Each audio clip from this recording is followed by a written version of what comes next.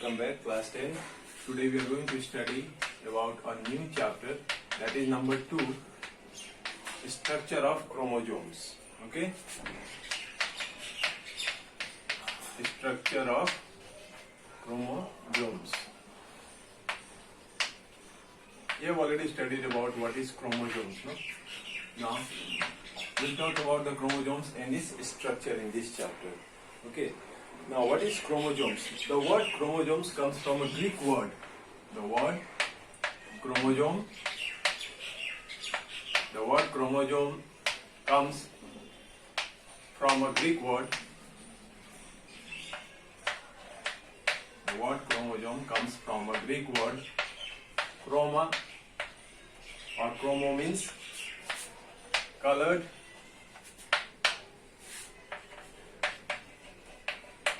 and soma means body. So colored bodies which are present in the nucleus of a cell. Now these chromosomes are visible. They have affinity, means they have attraction towards certain dyes. So they are stained with certain basophilic dyes only. So once they are colored, they are visible under the light microscope. Otherwise, when a cell is not dividing, that time the chromosomes are not visible. Okay. Now at the time of cell division, the DNA is tightly packed, and that results in the chromosomes being visible under the microscope. And chromosomes can be visible only when they stain themselves with basophilic dyes like aniline. So they can stain with basophilic dyes. Basophilic dyes like aniline example you can give. What is aniline? It is the name of a basophilic dye by which the chromosomes can stain and become visible to us. Now next is discovery of chromosomes. Who discovered chromosomes? Okay. Walther Fleming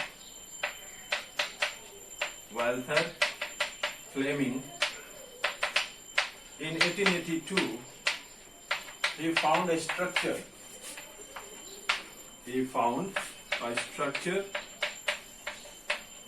Inside the nucleus of a cell.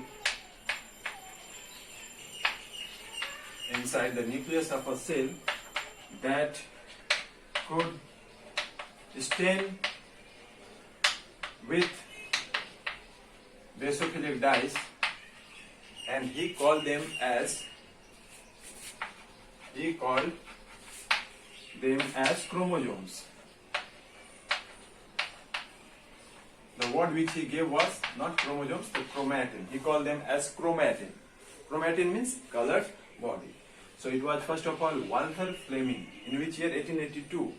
He found that certain structures which are present inside the nucleus in the form of thread-like, they can pick up or they can stain themselves with certain dyes, basophilic dyes, and he called them as chromatin. Chromatin means colored body. Okay, the word chromatin means colored body.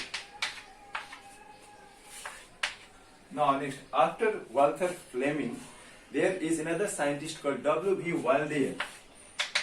W.B. Waldeyer. Check the spellings. Okay, the spellings.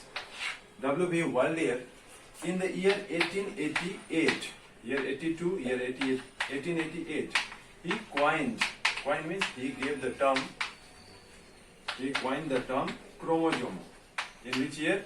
In the year 1888. The term chromosome was given by W.B. Waldeyer. Okay, now next we have the number. You know that each and every organism has a fixed number of chromosomes. It is the characteristics of all the living organisms to contain a fixed number of chromosomes in their cells. Example, you say human beings, what is the number of chromosomes we have? So first one, man, I am writing, starting with man only. What is the number of chromosomes we have? 46. Then the haploid number of chromosomes, this is called 2n. 2n means diploid. The number of chromosomes which are present in our body cells is called 46. That is diploid number of chromosomes. In our gametes we have half set of chromosomes, that is known as 23 number of chromosomes are there. Then second example I will take, the number of chromosomes is fixed for each and every species. Means for the human species, the number of chromosomes is 46. It is fixed for all human beings of the world. Similarly for cat, dog and other plants and animals also, there is fixed number of chromosomes. For example, I will take the plant example, maize. The number of chromosomes in maize, it is 20. Diploid number is 20, means the haploid number will have only 10. In the gametes, there will be only 10 chromosomes. Okay. Then third example, the number of chromosomes can be from 2 to less than 50. In eukaryotic organisms, the number of chromosomes can be between 2 to 50, less than 50. But in some rare cases, it may be more than 1000 also. So I will give the example of that one also. Ophioglossum. Ophioglossum. What is this Ophioglossum? It is the name of a fern. What is fern? Fern is a type of pteridophytic plant, in which the number of chromosomes is 1260. Is more than 1000. 1260 means half of this one, that is 630 number of chromosomes are present in its gametes. Okay. Then the fourth example, if I take cat, what is the number of chromosomes in cat? It's almost 78. Cat, you can see number of chromosomes is 38. Sorry, not is 38. It means if there is 38 number of chromosomes in its body cells, then half of it will be present in its gametes. Similarly, the last one, you can take one more example. That is, you can take the example of onion, a plant in which the number of chromosomes in its body cells is 16. The haploid will be only 8. So you have understood from this one that each and every organism has a fixed number of chromosomes in their cells, and that number is reduced to half in its gametes. That is, N means haploid, half set of chromosome. 2N means diploid, that is 2 sets of chromosomes. Okay. So now next topic that we have to do is, how many chromosomes do people have? Means in human beings, what determines our chromosome number and how it is done? You know that in human beings there are 46 chromosomes in man. The number of chromosomes is 46. Out of these 46 chromosomes, 22 pairs. 22 pairs means how much it became? 44 chromosomes. They are similar in both male and female, and they are called autosomes. So there are two types of chromosomes in human beings. Number one is autosomes. What is autosomes? The first 22 similar pairs of chromosomes. First 22 similar pair of chromosomes. First 22 similar pair of chromosomes in both male and female. In both male and female is called autosomes. Got it? So what is autosomes? Autosomes are the first 22 pairs, similar pairs of chromosomes which are equal in both male and female. And the last pair of chromosomes, that is one pair is left now. This one pair of chromosomes is XY chromosome, which is also known as sex chromosomes. So the second one is sex chromosomes.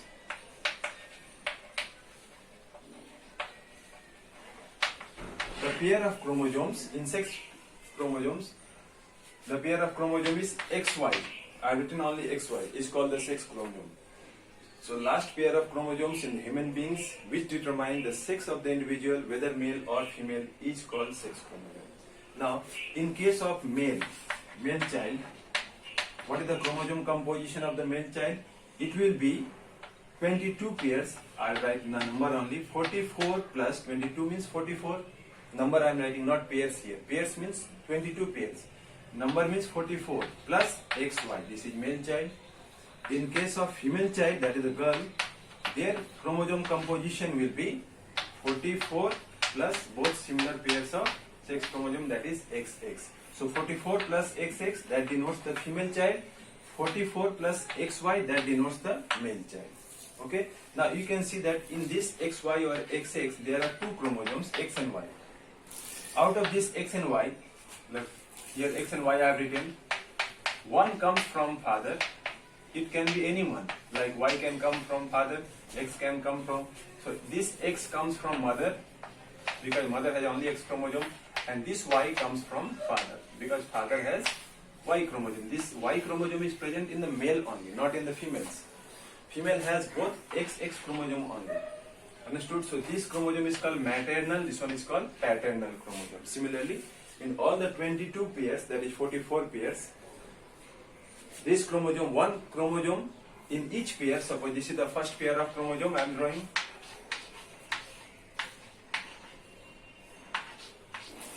First pair, okay? In first pair, this one comes from father, then this one will come from mother. Understood? In each and every pairs of chromosome, in each pair, one chromosome comes from father, the other one from mother. Now next is, what is karyotype? Karyotype is the picture or the arrangement of chromosomes, linear arrangement of chromosomes in a order according to their numbers is called karyotype. Karyotype means the arrangement of chromosomes. Karyotype. What is karyotype? When you take all the 46 chromosomes, that is 23 pairs, like if I will draw here the first pair of chromosomes. Like this is one, first pair, second pair, third pair, fourth pair, all I will draw. This picture of the entire 23 pairs of chromosomes of the human beings is called karyotype. Got it now? What is karyotype? It is the diagrammatic representation of the entire 23 pairs of chromosomes of human beings. Okay? Now next, after karyotype, can changes in the number of chromosomes affect the health and development? Yes. Like we know that each and every organism has a fixed number of chromosomes, and that is the characteristics of that species. Like human beings has 46 chromosomes in their body cells, 23 pairs. If there is any changes in that number, like the number of chromosomes become more or less, that will affect the growth, development and other characters like the behavior of other organs in the body, how they work. So these changes in the number of chromosomes is called aneuploidy. One word is there, and chromosomes in the human beings. Okay. Now next one is monosomy. What is monosomy? Mono means one. Somy means set of chromosomes.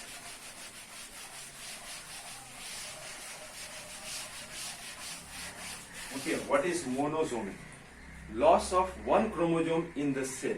Like just now I said that human beings has 46 chromosomes. If one is lost, it will become 45. And this type of condition is found in the females.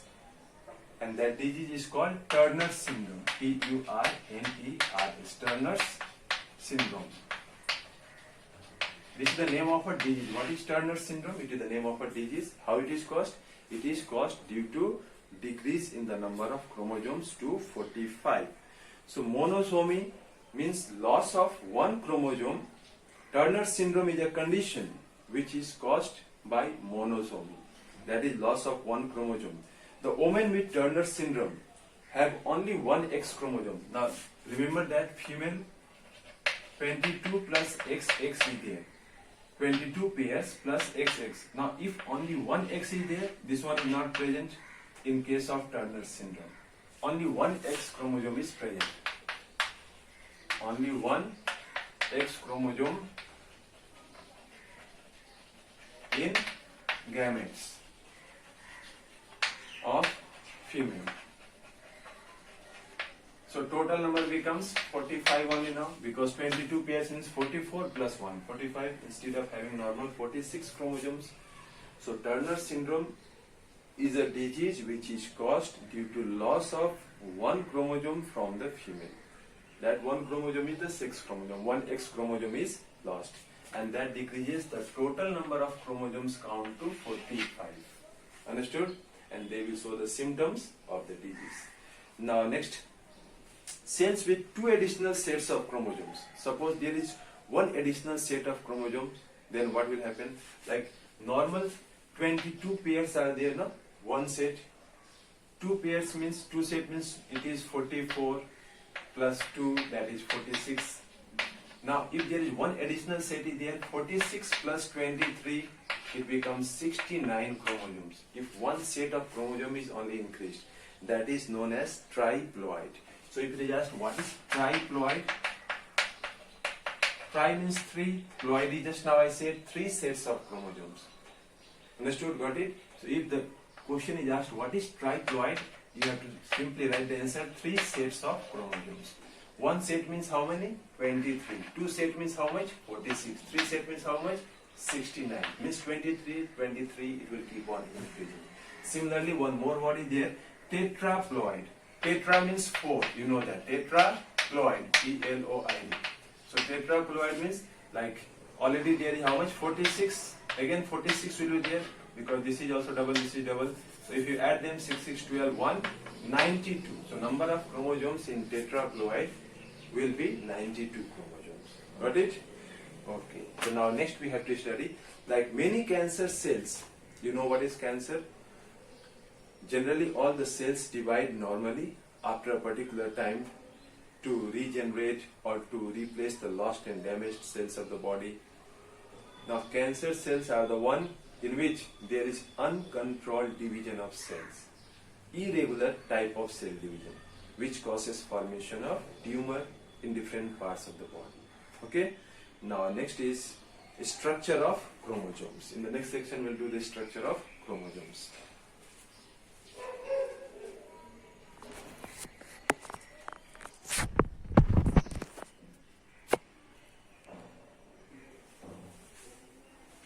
Okay, so next we are going to start with the structure of chromosomes.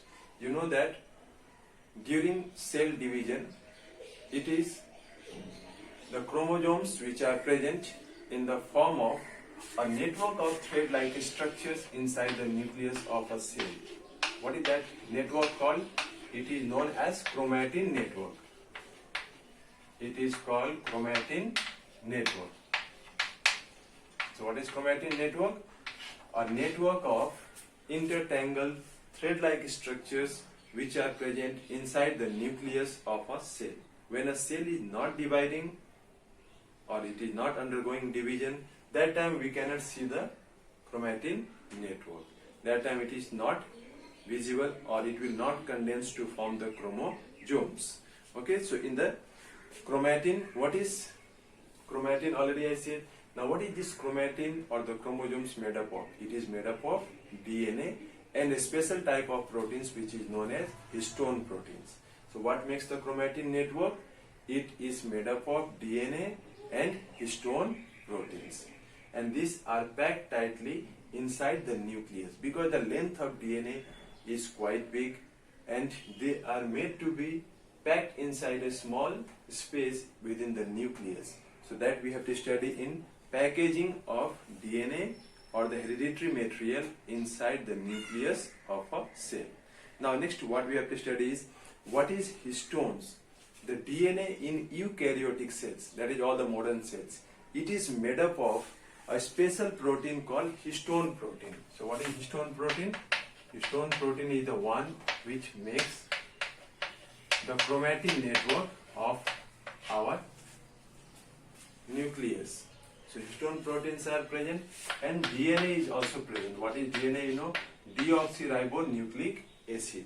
It is the genetic material which is present in a linear fashion on the surface of chromosomes. And DNA is a double helical structure. It is present inside the nucleus of all eukaryotic cells. Now next we have to study is when preparing for division, nuclear division, during the S phase. You remember in the cell cycle we had studied that before a cell undergo division, it enters into the cell cycle which consists of interphase and mitotic phase. And interphase was further divided into 3 parts, that is G1 phase, S phase and G2 phase. During synthesis phase of the interphase, the amount of DNA is increased. There is synthesis of nuclear material, that is the DNA. It is doubled or it increases so that when the cell undergo division, there will be equal distribution of genetic material in both the daughter cells. Okay, so now what is chromatid? Each chromosome is made up of, I'll just draw the structure of a chromosome. This is called centromere. Okay, now it is made up of this one short arm I am drawing, these two arms. What are they called? They are known as arms of chromatid or the chromosome, and this one long arms I will draw.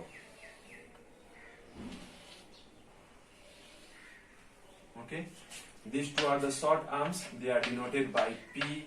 The long arms, these two, they are denoted by Q. So P means the shorter arms of the chromosome, and this one, the middle one, it is known as centromere. What is centromere?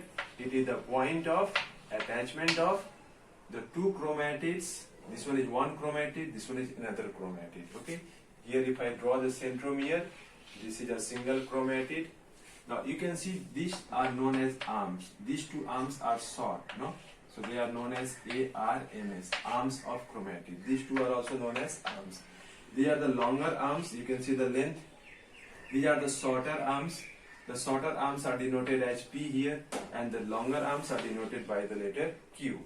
And what is this central part? It is known as centromere. Centromere marks the place where both the chromatids are attached. They are also known as chromatids. So each chromosome is made up of two chromatids. 1, 2.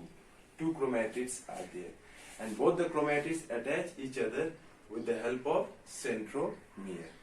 Now one more function of centromere is there. At the time of cell division, during mitotic spindle formation, when mitotic spindle is there, then the microtubules attach them with the centrioles. Okay, it is attached with the centrioles on either side. Okay, so when the chromatid starts separating and moving towards the opposite poles, like they will start moving towards the opposite poles. I will draw the diagram here clearly, like this. Here the centrioles, here is one of the centromere, the arms like this. Here one more I am drawing centromere, here arms also pointing. These are the spindle fibers which are attached with the centromere, so that they are dragged towards the opposite poles. Understood? The centromere faces towards the equator. So you can see during the anaphase stage, it is the spindle fibers which attach with the centromere and help them to pull towards the opposite poles during nuclear division. At the time of cell division, this type of event happens, isn't it? Now next one is, chromosomes are simple in prokaryotes. Prokaryotes means bacteria, blue-green algae. Their nuclear material is fully dispersed in the whole cytoplasm, and they contain the DNA in the form of a single chromosome which exists like a loop. Like a single chromosome is there in the form of a loop-like structure. Loop means a circle-like structure is there. That is also known as nucleoid. Okay. Now next we have the chromosomal DNA molecule consists of three parts. What are they? Number 1 is centromere, number 2 telomere, and number 3 origin of replication. What is centromere? Centromere marks the place where both the chromatids are attached with each other. It also marks the place where the spindle fibers are attached to the sister chromatids when they are pulled away from each other during anaphase stage of cell division. Then telomere. Telomere means the ends of chromosomes. This one, the chromatids, the tips of chromatids. Just like, have you seen the shoelace? The tip of the shoelace contains some materials like this, just to stop them from unraveling. Means they will not open up. The thread which is there inside the lace, it will not open. That's why a blockage is there. Similarly, at the tip of the chromatids, the concentration of DNA is present, which helps them or prevent them from opening, that is unraveling. Otherwise they will open up into the chromatin network. Then next we have the telomere. Already I said, origin of replication. What is origin of replication? It is also called the replication origin. Means that place from where the DNA will replicate. Like if I draw the diagram of DNA like this, if it is this place from where the replica means to make exact copy. If this is the place from where the process of replication starts, that is known as origin of replication. So origin of replication marks the place on the DNA from where replication will start. Okay, it is a sequence of chromosomes at which replication is initiated. Initiated means starts. If it starts from here, then origin of replication will be at this particular place. If it starts from here, that is called the origin of replication. So what are the three parts? Centromere. A chromosomal DNA has three parts. Number one is centromere, number two telomere, and number three is origin of replication. What is it called?